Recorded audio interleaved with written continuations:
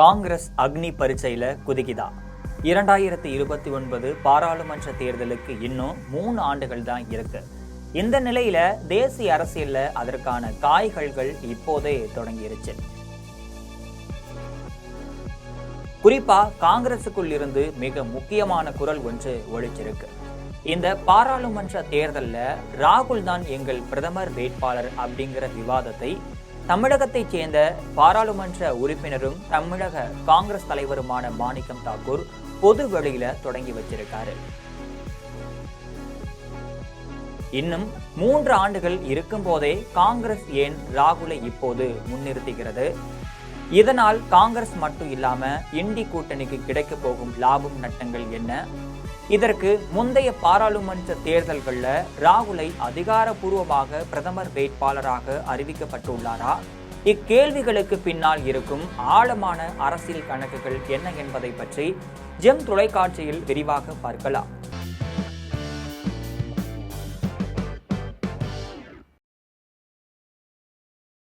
கடந்த 3 பாராளுமன்ற தேர்தல்கள்ல காங்கிரசின் முக்கியமாக ராகுல் தான் செயல்பட்டு வராரு. இதுல உண்மை என்னன்னா, காங்கிரஸ் இதுவரையில எந்த ஒரு பாராளுமன்ற தேர்தலுமே ராகுலை அதிகாரப்பூர்வமாக பிரதமர் வேட்பாளராக முன்னிறுத்தியதே கிடையாது. UP 1 மற்றும் UP 2 10 ஆண்டுகள் ஆட்சியில பிரதமராக இருந்த மன்மோகன் சிங் அடுத்த முறை தன்னை பிரதமர் வேட்பாளராக அறிவிக்க வேண்டாம் என்று சொல்லிட்டாரு. அப்ப நடைபெற்ற காங்கிரஸ் கமிட்டி கூட்டத்தில் ராகுலை பிரதமர் வேட்பாளராக அறிவிக்க வேண்டும் அப்படிங்கிற அழுத்தம் அதிகமாகவே இருந்துச்சு. ஆனா சோனியா அதை தடுத்திருக்காங்க. தேர்தலுக்கு முன்பே பிரதமர் வேட்பாளரை அறிவிக்கும் கலாச்சாரம் காங்கிரஸில் இல்லை அப்படின்னு அவர் குறிப்பிடுறாரு. அப்போது பாஜக நரேந்திர மோடியை முன்னிறுத்தி தீவிர பிரச்சாரமும் செஞ்சிச்சு. ராகுலை வேட்பாளராக அறிவித்தால் ஒட்டுமொத்த தேர்தலும் மோடி எதிர் ராகுல் என்ற தனிநபர் மோதலாக மாறிவிடும் அப்படின்னு காங்கிரஸ் அஞ்சிச்சு. இதனால ராகுல் பிரச்சார குழு தலைவராக மட்டுமே செயல்பட்டார். ராகுல் காங்கிரஸ் தலைவராக இருந்து தேர்தலை முன்னின்று நடத்தினார். ஆயினும் அப்போது அவர் தன்னை பிரதமர் வேட்பாளராக அறிவிக்கல. தேர்தல் முடிவுக்கு அப்புறமா எம்பிகள் இணைந்ததே பிரதமரை முடிவு செய்வார்கள் அப்படிங்கிற நிலைப்பாடை தொடர்ந்தது. இண்டி கூட்டணி உருவானதுக்கு அப்புறமா கூட்டணியின் ஒற்றுமை சிதைந்துவிடக் கூடாது அப்படிங்கிறதுக்காக பிரதமர் வேட்பாளர் யார் என்று அறிவிக்காமலேயே தேர்தலை சந்திச்சாங்க. ஆனா இப்ப 2029 பாராளுமன்ற தேர்தலுக்கான பேச்சை காங்கிரஸ் தொடங்கி இருப்பதற்கு பின்னால் 4 முக்கிய வியூகங்கள் இருக்கு. முதலாவதாக, தேசிய அளவில் பாஜகவையும் நரேந்திர மோடியையும் எதிர்க்க வலுவான ஒரு முகம் தேவைப்படுது. ராகுல் தனது பாரத் ஜோட்டோ யாத்திரை மூலமாகவும் இப்ப பாராளுமன்ற எதிர்க்கட்சி தலைவர் பதவியின் மூலமாகவும் மக்களிடம் ஒரு முதிர்ச்சியான தலைவராக பதிந்திருக்காரு. இப்ப அவரை முன்னிறுத்துவது பாஜகவிற்கான மாற்று, நாங்கள்தான், எங்கள் தலைவர் இவர்தான் அப்படிங்கிற தெளிமை மக்களுக்கு வழங்கும். இரண்டாவதாக, பல்வேறு மாநிலங்களில் காங்கிரசுக்குள் நிலவும் கோஷ்டி பூசல்களுக்கு இது முற்றுப்புள்ளி வைக்கும். அடுத்த தலைவர் யார் அப்படிங்கிற கேள்விக்கு இடமின்றி ராகுல் தான் சுப்ரீண்ட் அப்படிங்கிற தகவல் தொண்டர்களுக்கும் சீனியர் தலைவர்களுக்கும் தெளிவாக சென்றடையும். இது தொண்டர்களை இப்போதிலிருந்தே உற்சாகத்துல வச்சிருக்கும். மூன்றாவதாக, தேர்தல் நேரத்தில் அவசரமாக முடிவெடுக்காமல் இன்னும் 3 ஆண்டுகள் இருப்பதால ராகுலின் பின்பத்தை இன்னும் வலுவாக கட்டமைக்க முடியும். அவருடைய கொள்கைகள் பொருளாதாரம் மட்டும் இல்லாம மக்கள் நலன் திட்டங்களை மக்களிடம் கொண்டு சேர்க்க தாராளமான கால அவகாசம் கிடைக்கும். நான்காவதாக, பிராந்திய கட்சிகளுடன் தொகுதி பங்கீடு குறித்து பேசும்போது காங்கிரஸ் தன்னை ஒரு பெரிய அண்ணன் இடத்தில் வைத்து பேச இதுவும் உதவும். நாங்கள் தான் பிரதமரை தீர்மானிக்கும் கட்சி அப்படிங்கிற பின்பம் அதிக இடங்களை கேட்டு பெற உதவும். இது இப்படி இருந்தாலும் நாணயத்திற்கு இரு பக்கம் இருப்பது போல இந்த வியூகத்தில் மிகப்பெரிய சவால்களும் ஆபத்துகளும் இருக்கு. பாஜக இதைதான் நீண்ட காலமாக எதிர்பார்த்து கொண்டிருக்கு. ராகுலை முன்னிறுத்தினால் பாஜக உடனே வாரிசு அரசியல் மட்டும் இல்லாம அனுபவமின்மை போன்ற தங்களின் பழைய ஆயுதங்களை கையில் எடுத்து தனிநபர் தாக்குதலை தொடுக்கும். இதனால மக்கள் பிரச்சனைகள் திசை மாறி விவாதம் முழுவதும் ராகுலை சுற்றியே அமைய வாய்ப்பு இருக்கு. இண்டி கூட்டணி உள்ள மம்தா பானர்ஜி, சரத்பவார், அகிலேஷ் போன்ற தலைவர்கள் ராகுலை விட சீனியர்களாக இருக்காங்க.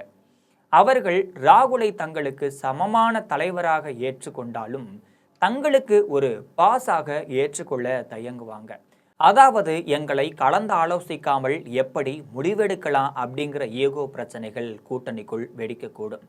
கடந்த கால தேர்தல் தோல்விகள் 2014 மற்றும் 2019 பாராளுமன்ற தேர்தல்களில் ராகுலை நம்பி களம் இறங்கிய போது ஏற்பட்ட தோல்விகள் பாஜக மீண்டும் தோண்டி துருவி பிரச்சாரமாக்கும்.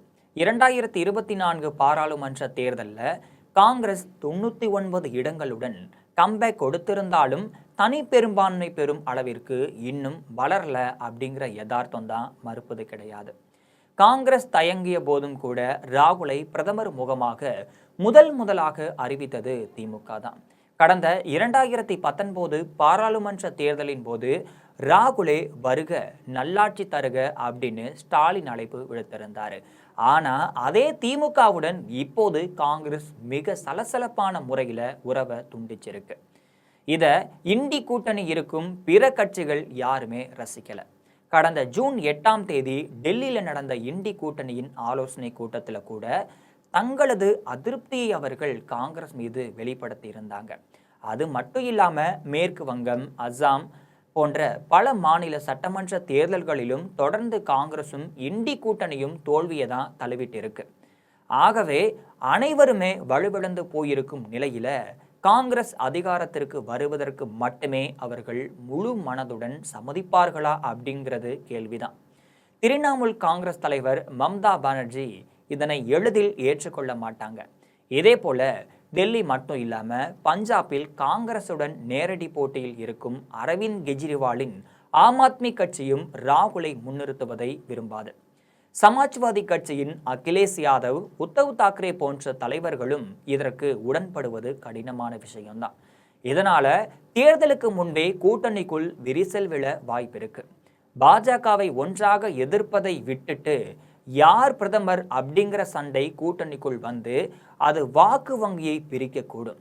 சுருக்கமா சொல்ல போனா 2029 பாராளுமன்ற தேர்தலுக்கு இப்போதே ராகுலை முன்னிறுத்துவது என்பது காங்கிரஸை பொறுத்தவரை இரு பக்கமும் கூருள்ள கத்தியை போன்றது. சரியாக கையாண்டால் இலக்கை தாக்கலாம், தவறினால் சொந்த கையே ஆபத்தாக முடியும். காங்கிரசின் உட்கட்சி பலத்திற்கும் ராகுலின் தலைமைத்துவத்திற்கும் இது முக்கியம் என்றாலும் கூட இண்டி கூட்டணியில் ஒற்றுமையை குழைக்காமல் இதனை அவர்கள் எப்படி செய்ய போகிறார்கள் என்பதில் தான் 2029 பாராளுமன்ற தேர்தலின் மாஸ்டர் கேமாக அடங்கியிருக்கு. இப்போது இருக்கும் சூழ்நிலையை பார்த்தா மோடி 4வது முறையாக பிரதமர் வேட்பாளராக நிற்பாரா என்பது தெரியல. அப்படிதான் அவருடைய நடத்தைகள் இருக்கு. நேருவை விட நாம் அதிக நாட்கள் பிரதமராக இருக்கும் சாதனையே போதும் அப்படின்னு என்றாங்க. அப்படி இருக்கும்போதே ராகுலை பிரதமர் வேட்பாளராக அறிவிப்பது சரியானதாக இருக்கும் என்று அரசியல் நோக்கர்கள் சொல்றாங்க. இது போன்ற நிறைய அரசியல் செய்திகளை தினந்தோறும் தெரிந்து கொள்ள ஜெம் தொலைக்காட்சியுடன் எப்பொழுதும் இணைப்பில் இருங்கள்.